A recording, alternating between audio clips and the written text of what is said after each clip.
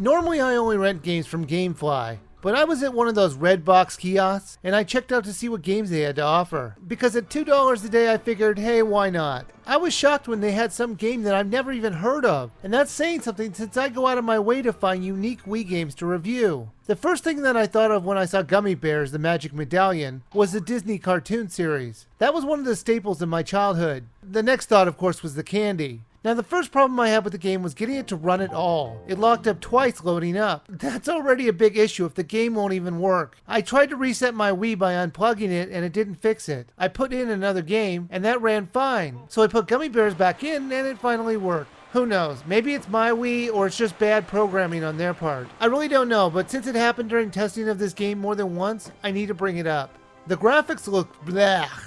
Now, I never expected beautiful graphics from this title, but I was kind of hoping for something a little more impressive. The graphical feel of the game feels like something you would find on an iPhone. Honestly, the controls are so simple you could easily port this to the iPhone. I didn't like how the main character was all red, or purple, or pink, or whatever color they were trying to do. I think they were trying to go for a red gummy bear look, since that's the most famous flavor of all the gummy bears. I know most people think about red gummy bears when they're thinking about the candy, but it's an awful color when you're designing a game around it. At times your character blends in with the background, or the character itself is very bland to look at while controlling. It would have been better if we could have changed the color of the gummy bear we were playing with. Even the box art shows a brown bear as their main character. Speaking of which, doesn't that bear look like a stuffed bear? I wonder if the creators changed the concept at the last minute from a padded bear to a gummy bear, and just didn't tell the guy who made the box art. The whole game is set in a 2.5D perspective. What I mean is the game is 3D, but it's set in a fixed position with a 2D camera. You know, if you're one of those 7 people who played Klonoa, or if you've ever played Kirby 64, it's the same thing. The 3D aspect of this game really doesn't get used much. There are a few times in each level where something will fall on you from the background, but with the exception of a couple perspective changes, the gimmick was hardly ever used.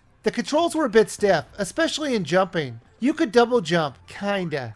It was more like jump and thrust. The second jump really wouldn't get you any higher. It would only keep you in the air a split second longer. And it was a bit hard to get down. But since the game basically gives you unlimited lives, you can master these controls eventually. I say basically because you'll always start at your last checkpoint. These checkpoints were fairly frequent throughout the levels, but the rub is that you can only use a checkpoint once. So you're going to need to make sure you get everything you want in the area before you activate it. You will die occasionally due to the tight jumping controls, especially in the later levels where jumping over death pits is a lot more frequent. I did like the way the bear would come at the screen if it fell in the river or pushed off a ledge from a moving block. Overall, the title is not very hard. There are only 12 levels in the game. In each of the levels, your goal is to find the finish, obviously. Usually there's a door in your way. To open the doors, you have to play a short memory game, or put together puzzles, or find a key, or push switches to open these doors. You know, standard platforming stuff. At the end of a few levels, you will battle in a minigame to get back one of the gems for the medallion you're missing. These minigames were nothing but a collect something before the time runs out game. They were very easy to do. Even the last minigame, you won't break a sweat over. There were a lot of extra things to collect in each level if you really care to get all the badges in the game. You can replay any of these mini-games, puzzles, or matching games anytime you want from the main menu. Very younger kids might enjoy replaying the puzzles or the matching game once or twice, but I can't see it holding their interest for too long.